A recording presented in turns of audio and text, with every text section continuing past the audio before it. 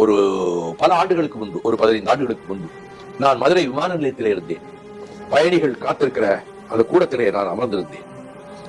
அந்த விமானத்துக்கே நம்முடைய நடிகர் தாவேகா கட்சி தலைவர் விஜய் வந்தார். வந்துட்டு சற்று தொலைவில் நின்று என்னை பார்த்தாரு. என்னை பார்த்த உடனே என்னை பார்த்து வந்தார். கிட்ட வந்த உடனே நான் எந்திரிச்சு நின்றேன். அண்ணனை எந்திக்காதீங்க, நான் மரியாதை செலுத்தத்தான் வந்தேன் என்று அவர் என்னிடம் ஆசி பெற்றார். அவ்வளவுதான் சொல்லுவேன், என்ன செஞ்சார் சொல்ல மாட்டேன். அப்ப நான் நினைச்சேன், இதே கூடத்துல இதுக்கு முன்னாடி சில நடிகர்கள் 2 படம் 3 படம் நடிச்சவங்க அது பேர் காணாமலே போயிட்டாங்க. என் பக்கத்துல உட்காந்து பேச மாட்டாங்க. அந்த நடிகர்கள் பேரை எல்லாம் சொல்ல விரும்பல. எனக்கு அடுத்த சீட்ல உட்காந்துக்கிட்டே ஒரு 5 படத்துல கதாநாயகனா நடித்த ஒரு இளைஞர் எனக்கு அடுத்த சீட்ல தான் உட்காந்துருக்காரு. அப்ப என்னை யாருன்னு கேட்டா யாரோட சொல்லிடுவாங்க, வேண்டாதவங்களும் சொல்லுவாங்க, வேண்டியவங்களும் சொல்லுவாங்க, இல்ல கருப்பு சால்வையை பார்த்தாலே சொல்லிடுவாங்க. அப்படி வர்றவங்க பேச்சு கூட கொடுக்க மாட்டாங்க.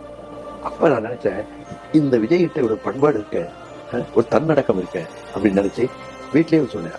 தன்னடக்கத்தோட என்கிட்ட வந்து மரியாதை செய்யறாரு, எனக்கு வந்து பழக்கம் இல்லை. அப்ப அவர்கிட்ட ஒரு நல்ல குணம் இருக்குன்னு நான் தெரிஞ்சுக்கிட்டேன். ஆக தனிப்பட்ட முறையிலே பழகுகிற முறையில் அகந்தை ஆணவம் எதுவும் மட்டும் இல்லை. அதை நான் பாராட்டேன்.